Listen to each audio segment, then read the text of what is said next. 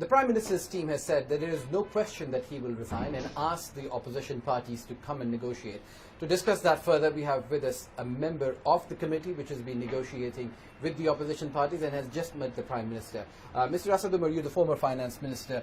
The conditions in the country are where people are really scared, they're not sure of where the economy is headed, and that is why tens of thousands of people are asking that maybe your government should go. Actually, put it in context, we're talking about a country of 210 million people, in fact 217 million people, so a few thousand people, which is exactly what the number of people is who have turned out, is hardly representative of what the nation is thinking. Yes, Pakistan is going through a difficult economic period, but two-thirds of Pakistanis, according to the latest research, opinion polls, believe that this difficult period is the direct result of the past mismanagement, and they understand that the government is now taking stabilization measures which create difficult temporary situation for the better, and the economy is starting to move into a better territory. We seem to be heading towards an escalation. Your team has said that there's not even a discussion that Prime Minister will resign.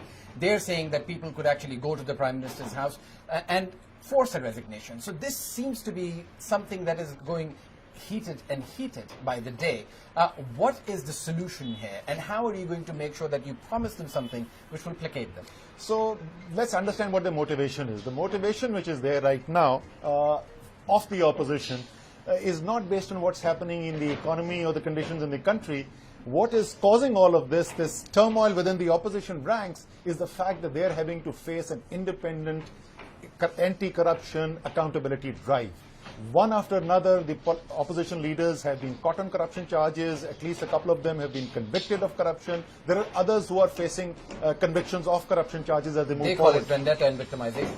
Being done by whom? Being done according to a law which they had made by a National Accountability Bureau, in which they place the people. Not one senior person in there is a person who is placed by the current government. So the people they place in there are trying them according to the laws they had made, and they are found to be guilty. And the reason for that is very simple. It is because they are guilty. They are guilty of corruption, and that is what they're trying to do, is create pressure on the government, somehow make the government move back from the accountability drive.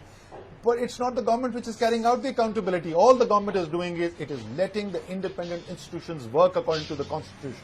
Right. So finally, what are you going to do to make sure that these grievances about the economy, about joblessness, about a lack of housing, how are these addressed, and how will you negotiate with these protesters? Because certainly I would imagine that the government does not want it to escalate. No, of course, the government does not want things to escalate, and that is why we allowed them the free exercise of their right to assemble, to speak. Thousands of people gathered here. There was no attempt by the government, as opposed to what we used to be facing when we were in the opposition. So the government definitely does not want to. Why? Because the government wants to concentrate on the very issue that you're raising. How do we get the economy back on a growth track? Of course, we've gone through a stabilization program, and stability is starting to be visible. But how do we now get it into a growth track? How do we get jobs back? How do we bring inflation? That's what the PM and the cabinet is focused on right now.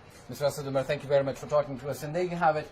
That's the words from one of the ministers who actually met the Prime Minister. He says the government does not want an escalation, but the Prime Minister's resignation is out of the question.